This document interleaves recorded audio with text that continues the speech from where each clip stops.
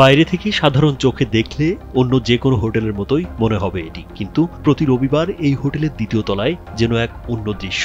হোটেলের দুটি কক্ষ তখন রূপ নেয় প্রাইভেট ক্লিনিকে, যেখানে বসে রোগী দেখেন মোহাম্মদ জাহিদুল ইসলাম। এই জায়গায় রোগী দেখি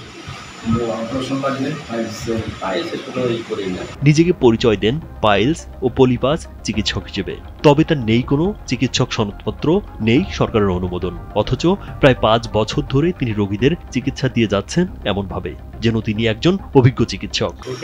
আলাদা নেওয়া, ওই পাশের গুলো হলো এমনি রুম। স্যান্ডেলিনা সো, রূপচর্চায় আভিজাত্য। সেটা তো আপনি জানেন, অনেক পেশেন্ট আসে, তাদেরকে এটা ওপেন পেশেন্ট হয়, অনেক পেশেন্ট।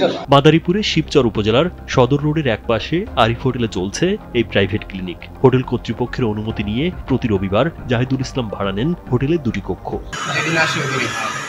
একদিনের জন্যই আইসে ওইগুলো সব টানায়, আর ওই না থাকলে ওই রুমে অন্য, তার মানে রুগী একটি কক্ষকে তিনি বানান চেম্বার, অন্য কক্ষটি বানিয়ে ফেলেন রোগীর শয়নকক্ষ, যেখানে প্রাথমিক চিকিৎসা এমনকি ছোটখাটো অপারেশনের ব্যবস্থাও রাখেন তিনি। সপ্তাহের বাকি 6 দিন একই কক্ষগুলোতে থাকে সাধারণ অতিথিরা। রবিবার এলেই ফের সেই কক্ষগুলো বদলে যায় ক্লিনিকে। সালতা থানায় একটা চেম্বার আছে আপনার, ওই জায়গায় আছে। হ্যাঁ কোনো হোটেলে চিকিৎসা সেবা দেওয়া সম্পূর্ণ অবৈধ ও ঝুঁকিপূর্ণ। এ বিষয়ে দ্রুত ব্যবস্থা নেওয়া হবে বলে জানান উপজেলা স্বাস্থ্য ও পরিবার পরিকল্পনা কর্মকর্তা ডাক্তার ফাতিমা মাজাবিন।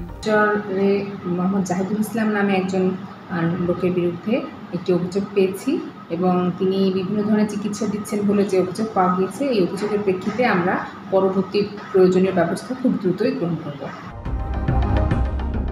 রাজীব বিশ্বাস, কালবেলা।